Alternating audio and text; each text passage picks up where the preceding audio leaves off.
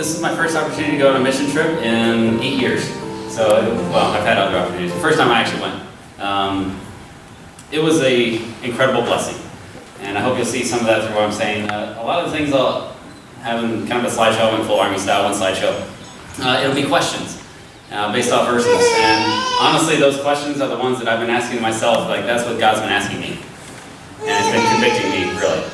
So the first one I want to talk about, so in a picture, and I think Carmel will talk more about these individuals, but on the far right you have Nina, and then you have Carmel, and then you have John's, her actual name is Jonna Lynn, but John's, and then to the left is Johnny, and then Pastor Jared is doing something I don't know quite what. It looks like he's about to kill Hazel.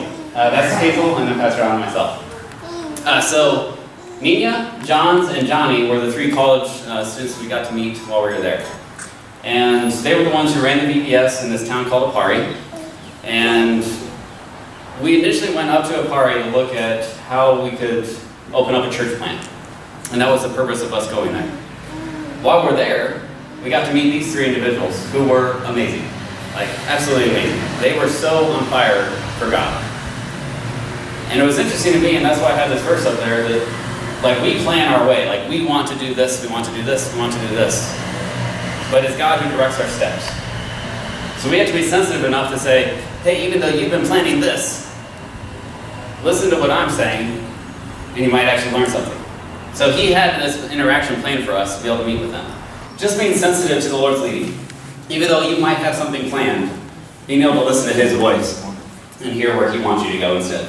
This one is a little different, a little weird. It probably only makes sense to me. So this is in the village of Dodon, which is outside of Apari, where that last, slide was a VBS. If you look on the right, we have Nina again, and then Carmel, and then standing up, and I apologize, I didn't write her name down, so I can't remember it, but I believe it was Dina. And then myself, Johnny, and I believe. This was their home. Like, that's it. There was off to the right a little bit of a concrete structure, so it's at least walls. They had those chairs, and then off to the left, you can't see it, is a hammock. Honestly, rather destitute conditions.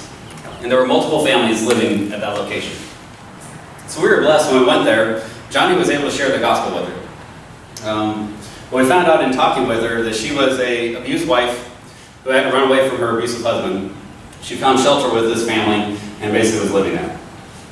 And this is the odd part that stuck out to me. As we're talking to her, she had painted toenails. I know that sounds kind of random. And I noticed that in a couple other individuals later as well, even in the worst of conditions, they took such pride in themselves and in their homes. They really did. Amazing pride in their homes. And it made me wonder, they're doing that to show how much beauty they have internally and how much pride they have in their homes. How much effort do we put into being beautiful to God? Excuse me. And that's why I have that verse up there, like, we're God's bride. We're supposed to be beautiful for him. But how much effort do we actually put into that? I mean, we do a lot to maintain a physical appearance, like you have to eat healthy, blah, blah, blah, blah, blah. Do we put that same kind of effort into being godly? And that was kind of one of the things that stuck out to me, is like, no, I haven't been. So, next slide, please. This was kind of one of my big learning points out there, was prayer. A renewed focus on prayer. So I love that quote up there by Ian Bounds. And if you've never read that book, Power Through Prayer, I highly recommend it. And just focusing on praying before we went out on mission. But then also, when we come back here, another quote by Ian Bounds that says, God's acquaintance is not made by pop calls. So having that consistent communion with God is what makes those prayers effective. Being able to have that fervent, like it says in James, fervent prayer, that's what's effective. It's not just that one-time shot that you send up saying, oh, God's got it. It's that continual habitual relationship that you build through God through hours of prayer. And then the verse at the bottom, so going out to the Philippines, we were able to see just how white the harvest is and how receptive they were to the gospel. It was really amazing to see. Like, you go up to them and they wanted to hear the good news. And the point that sticks out to me about that verse is it says, it's not our harvest, it's his harvest. So we just get to come along with what God is already doing. It's not our ministry, it's his ministry. and praying for that, that's why prayer is effective, because we aren't doing it for ourselves. We're doing what God already wants to do. Next slide, please. I'll go ahead and read it. As you're there, this is kind of what I did in my personal devotions. I read this passage. So it says, "For if we are beside ourselves, it is for God. Or if we are of sound mind, it is for you. For the love of Christ compels us, because we judge thus, that if one died for all, then all died, and he died for all. And that those who live should no longer live for themselves, but for him who died for them and rose again. Therefore, from now on, we regard no one according to the flesh, even though we have known Christ according to the flesh. Yet now we know him thus no longer. Therefore, if anyone is in Christ, he is a new creation. Old things have passed away. Behold, all things have become new. Now all things are of God, who has reconciled us to himself through Jesus Christ, and has given us the ministry of reconciliation. That is, that God was in Christ, reconciling the world to himself, not imputing their trespasses to them, and has committed to us the word of reconciliation. Now then, we are ambassadors for Christ, as though God were pleading through us. We implore you on Christ's behalf, be reconciled to God. For he made him who knew no sin to be sin for us, that we might become the righteousness of God in him." And as Pastor Jared said, evangelism isn't exactly my strong suit. It's not. I'm more of an administrator and teacher rather than evangelist. But being able to go out there, God didn't say, hey, you're only going to do teaching. He said, go out and share the gospel to everybody across the world. So that's the non-negotiable. And what is the gospel? It's that truth that we can be reconciled to God. We were his enemy. We were fighting against him. But he says, no, I'm going to do what it takes to bring you back to me. And then once you do that, I want you to go out and share that with others. So we are those ambassadors, as though God were pleading through us. If you go to the next slide, please. That kind of forced a lot of contemplation on my part. And this verse stuck out to me. It says, "Awake to righteousness and do not sin, for some do not have the knowledge of God. I speak this to your shame." And Paul here is writing to the Corinthians, and he's shaming them. He's like, hey, y'all are still living sinful lives. And because of that, your witness is being harmed.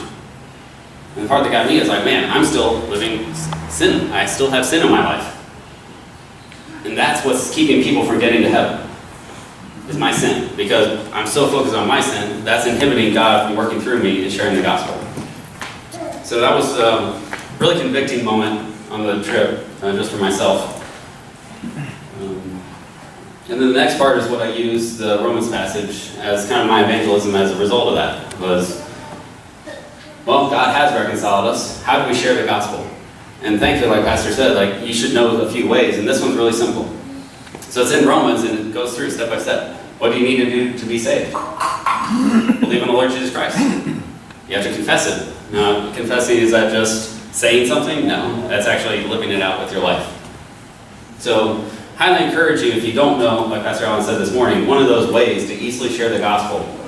This is a simple one, but there's a lot of other ones. Get whatever method works for you. Media taught us a hand method, which is really simple. And it works really well. And then the final point on that one is the last verses is, how will they hear without a preacher? As the Great Commission says, we are all called to go. Every one of us. Now that might be going to our coworker and sharing the gospel with them. I have a real hard time with that, because in the military I can't proselytize specifically. So honestly, I've been lazy on a lot of accounts for that. It's not an excuse. That's just unfortunately a fact.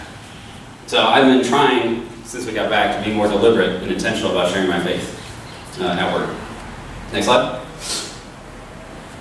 So this is the VBS graduation at Paco Baptist Church. They were amazing musically. You have no idea. They were so cool. But this is the Voyager group, so I guess probably 3rd through 6th grade-ish. I don't remember the exact ages. But they had individual students come up and say the verses that they had memorized. And I don't see the girl in this picture, but she came up to do her verses and couldn't do it. She was too scared. Then she came up later and got half of it, and they couldn't do it. When I saw her doing that, it made me think of this verse. she had no reason to be afraid. We were all so proud to see what she had learned. The same way, like God looks at us, and we don't have to be afraid to share the gospel. We often get that question, as my pastor was saying this morning, he's like, oh, it's going to make things awkward, or, oh, I don't have enough time, or, I don't really know what's going to do to the relationship. Like, we have those fears every time we want to share the gospel. But when we live in that fear, we aren't being perfected by God's love. That he said, I love you so much, it doesn't matter what you can do. I've sent my son for you. And when you look at it in that light, like, what are we afraid of? So you might lose a relationship. You still have a relationship with eternal God. And you're doing what he told you to do. So that was another thing that stuck out to me. And next slide, please. So this is my last one. Again, you'll see Nina, Johns, and Johnny. Both Nina and, well, all three of them shared their testimony. But both Nina and Johns faced persecution at home for their faith. They got saved while they're at college. They came home and their parents somewhat disowned them for a period of time. Both of them. I've never faced persecution for my faith. Thankfully, we've been blessed here in America that I haven't had that. Upon becoming Christians. And they didn't cower away from that saying, oh, I'm not going to believe anymore. They were even stronger in their faith because of it. And then they were up here leading BBS and just being such an encouragement in their faith. So what God was telling me, and I hope to encourage you all with, is hopefully God's word is so alive in you, you can't hold it back. And that verse in Jeremiah, like if you look at the preceding verses, the reason Jeremiah said, hey, I don't want to speak anymore, is because he was getting persecuted. I mean, he had a lot of bad things happen to him, but in this particular case, he's like, I've had enough. But God was so powerfully working in him, it's like, even when he wanted to say, I've had enough, God's word said, no, you have to tell this to other people. And that's my encouragement and conviction for myself is, am I so focused on God's mission that I can't keep it to myself? Or am I so lazy that I'll be like, I won't tell them. So, it was a blessing to go on this trip.